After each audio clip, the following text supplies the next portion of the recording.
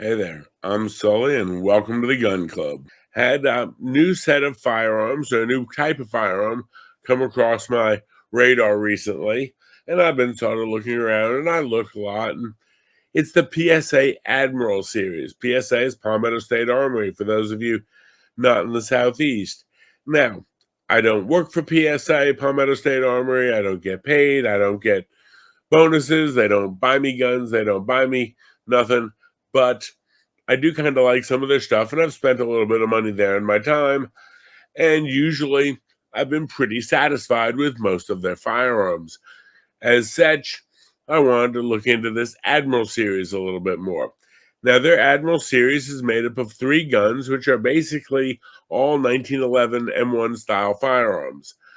The first one, or the low budget, or the bargain basement version of it, and I really hate to call it low budget because, well, it's not a real low budget gun, although it's a very affordable gun, is the Admiral M1911A1. It's 45 ACP, very standard 1911 frame, 45 caliber, you know, very, very similar to what you'd expect.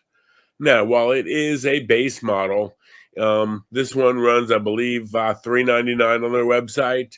So for $399 to get a base model 1911, definitely decent. It only does have the right-handed safety. It doesn't have the ambidextrous safety. Doesn't have any of the fancy upgrades. GI spec slide on it, just the standard serrations. But, for what it is, for $399 to get a base model, and it's something you can work on and work your way up. The next one up is also, again, a 45 ACP. This one is the Admiral. It's the 45 ACP Tactical Edition. I guess it's a move up from the standard. This is a tactical. The big changes on it, it's got a upgraded trigger, upgraded hammer on it. If you notice, the slide serrations are a little bit different than they were on the other one. It's got both the forward slide serrations as well as the standard serrations. We look here, the other one doesn't have the forward slide serrations. Also has a slightly upgraded, they call it a double diamond grip. Okay, fine, it's cute, whatever. To me, the big change between these is the upgraded trigger and hammer and the ambidextrous safety on this one. Now, this one, again, is not a bargain basement special. It's not no high point or nothing, but it's $499. And again, if you're looking at getting into and getting a classic style 1911 model, I mean, we all know 1911s, if you get into the Wilsons and the Kimbers and everything else, you can drop 2-3Ks all the way on up on a top line 1911. Not everybody can do that.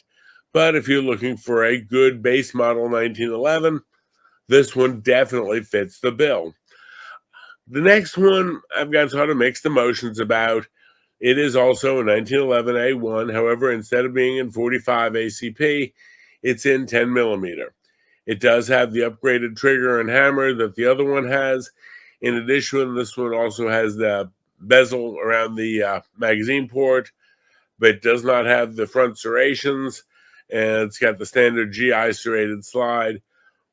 Again, when you look at any of these, they're not, bad firearms. They're not super cheap firearms. This one comes in about $550. So when you look at between, $400 to $550 for any of these PSA Admirals. Now, what's a PSA Admiral? Well, I had to go up to the store, and I decided to talk to the guys up there and see what they thought of them. What had they heard about them? Well, they haven't had them in there that long, and the guy said he had not heard any complaints about any of the ones he had sold. He also told me that they're actually not made directly by PSA. They're made by Rock Island Armory for PSA, and he said, he's had Rock Island stuff before, and it's functioned fine. I've got a couple of shotguns from Rock Island over the years that I've had very good performance with. So Rock Island seems to be, again, it's not a Kimber or Wilson or, competition model, but for, again, a base model functional handgun, in either the 45 or the 10 millimeter, any of these. But again, the price point of 400 to 550, you're not going to beat that price point for a 1911 model anywhere really, unless you just get something that's true low budget garbage. It was very tempting to me. And as you know, if you tempt me with a firearm purchase, I'm liable to do something. Well, after handling them all and looking around, I actually really liked this one here with the magazine bezel and everything else on it.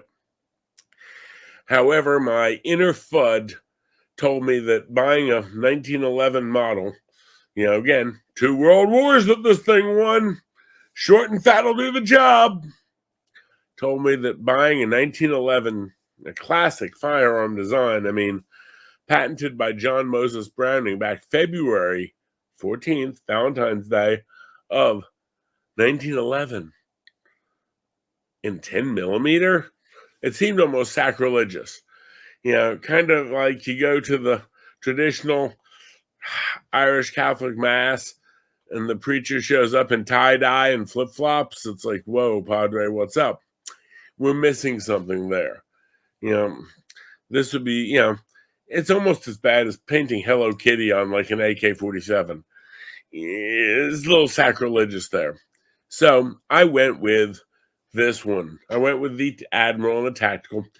And again, not because it said Tactical on it, but I do like the front slide serration so you can do your easy press checks. I also like this one had adjustable sights, whereas the model below this one actually just has the fixed sights, GI sights in the groove. So I went with it, said, well, for $499, can I really go wrong? Took it out to the range over the last few days, and I got to say, I have kind of an interesting little road test on it. Shooting it. Shot fine, shot great. Had 2 different kinds of ammo. One was like a Winchester range ammo, and one was a federal, not federal, but another quality range ammo, just straight, round nose, full metal jacket stuff. And it fed it all fine, fired great, no problems, no misfires, no failure to fires, no problems ejecting. I will say that out of the box, the sights were just a hair low at about 15, 20 yards. And when I say just a hair low, if I had a textbook perfect sight picture, I'd come in about that low at about 15 yards.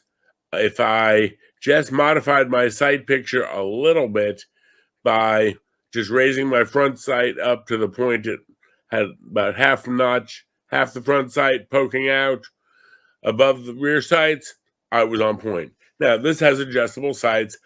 I really didn't have time, effort, or energy that day to break out and start adjusting and dialing in sights. And I was at an indoor range and I could only go 20 yards. So I did what I could. And honestly, for me to, draw and fire with it, once I thought about and had a little bit of practice, I was point on. I was able to hit the numbers at 20 yards. So I had just a standard B-27 target, and I could put it on anything, and I dialed it right in where it was going to be, just with a little minor correction with my eyesight. So it's going to be, dialed in, going to learn a little bit better. Put about 100 rounds through it, no problems, no failures at all. Interesting, again, in researching this a little bit more and talking to the guy there, every one of these PSA Admirals comes with a lifetime warranty. Now, a lifetime warranty by Palmetto State Armory, to me, that's kind of a good thing. You're buying something that's an expensive investment, $400 or $500, and you're saying, okay, I could be spending, $7, $8, $9, $1,000 on this. I'm kind of going on the lower end. Is this going to be something that tears up? Is this going to be good, or is it going to be junk? I don't want to waste my money. With the way PSA stands behind their stuff and the lifetime warranty, and the fact it's got a quality, it's Rock Island makes it for them, I thought it was worth the try. and I'm not disappointed at all in it. I've got to say, the goods function well, solid, reliable. I'm going to have to maybe tweak the sights a little bit at some point, for what it is. If I'm that difference or off, 3 to 4 inches at 20 yards, but dead on, that's pretty good at 20 yards for a handgun. And again, I'm not talking from rest, I'm talking from in hand. So, real good. Now, that being said, when I purchased it, it comes with this nice little locking case. Again, pretty decent quality case. Nothing, super, bulletproof. It does have a place to put locks on it and everything else. And I was kind of impressed. Now, I bought Smiths. I bought a couple of different Smiths, and usually you get the typical, blue and white box. I bought some other stuff at Palmetto State Armory or PSA, and a lot of times you get the gray PSA box, their design box. Okay, great. But all those boxes are cardboard. They're temporary. They may have some foam or some wrapping in them, but, when it actually came with a storage box, I was a little bit impressed. I was, wow, okay. They're throwing in a decent, storage case. Now, that being said, PSA, you did it right on the case, and I really like it. I think you get your gold star on that one. Now, that being said, and I've said the good side, I'm going to say the bad side. In this case, of course, it came with a little chamber flag and some other stuff. It was all wrapped in plastic when I got it. It was very well lubricated and everything else. It also came with an owner's manual. Now, that being said, I'm going to go up on the big screen here, and I'm going to show you what the owner's manual kind of looks like. Because, well, we have a problem. Here's the owner's manual that came with it. It's the PSA Admiral. If you notice the staple on the front here and here, not really in the spine of the book. And this is the owner's manual. You can see here, it's got a little parts list and everything. And I mean, I could bring this up close on screen, and here is what it looks like. It's got all the, specs or whatever for it. And then later on, it's got parts lists and stuff in the back. Again, just stapled right there, not on the spine or anything. PSA, guys, if you're listening, please hear me out. You've got a really nice, decent quality firearm. You package it in a really nice, decent quality case. You put it together, and you finish your presentation of this with a operator's manual or a welcome to Admiral that looks like it was done in somebody's 5th grade learning center class. You cheapened the entire experience. PSA, guys, you've got a cool logo here. If you look on their website, they've got this cool gold Admiral logo. I think I might even pull it up here on my side. You've got a really, really nice, firearm that you could definitely be very, very proud of. And you could really do a lot with this line of firearms. And I'd say, hey, more power to you. I love it. I think you did great. Isn't life going to be grand? And at the same time you've done that, you've managed to cheapen it so much with that.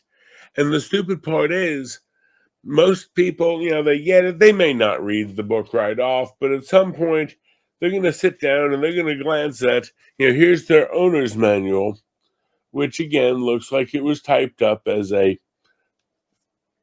5th grade project. Get somebody who can do a little bit of work with either Microsoft Publisher or MS Word or something else. Fix this. It should not take you much. Once you get it done, designed, and laid out, you can do it, and you can put this much better together and really do something with these Admiral firearms. I mean, you can tell just looking at your website, you put a lot of effort into the, PSA Admiral firearms. You're just starting to do a lot of your own stuff, like you've got your Saber line and everything else. You're doing great work on it. And I, would definitely not hesitate to buy an Admiral again. I would not hesitate to get another one. If you come out with another couple of Admirals in like 45 or something like that, or if you do one, let's say maybe even emulating the beautiful Browning high power, because, well, we know I'm kind of a high power fiend. But on the other side of that coin, you can't do something this cheap and expect, good results on it. You really don't. And that's just my opinion for what it's worth. Here's their website here. It shows the three choices. The one I got's the one on the far left there. The one on the center is the 10 millimeter one. I just couldn't go with that. The Admiral series, a 1911 handguns exclusively made for PSA by Rock Island Armory. Handgun blends timeless aesthetics with contemporary functionality, catering to enthusiasts and collectors, stating a reliable and versatile sidearm. Oh, isn't it great? Here's the three of them here. And you know what? The price points on them is fantastic. The overall fit and function of it, again, I have the mid-grade one here. Again, you can see a slightly more aggressive serrations on it, plus the ambi safety on this one. This one's got the ambi safety, but it's a 10 millimeter in the middle. And then the one on the far right doesn't have the ambi safety, so kind of lost me on that one. But folks, this manual makes the entire gun situation, everything, it cheapens it. I say this as just somebody who loves your stuff, loves your guns, spend good amount of my time there. I've been to, 2 or 3 of your stores. You're right up the road from me here. I'm a big proponent, not wanting to drag you down, but really wanting to give you a little bit of tough love. These have the cool little Admiral logo up here. If you can see right above the safety on the center one there, they've got the little Admiral put in the side of it. Definitely great done. It seems to be very well made. Fire's great. But if I have to tell you to do something, clean up your damn manual. And, do something else that's not 10 millimeter because, 10 millimeter, for those of us who are old school purists, well, 10 millimeter isn't a 1911. 2 world wars would tell me otherwise. But, hey, what can I say? I'm an old fart. Alrighty, that's about all I've got gun-wise for today.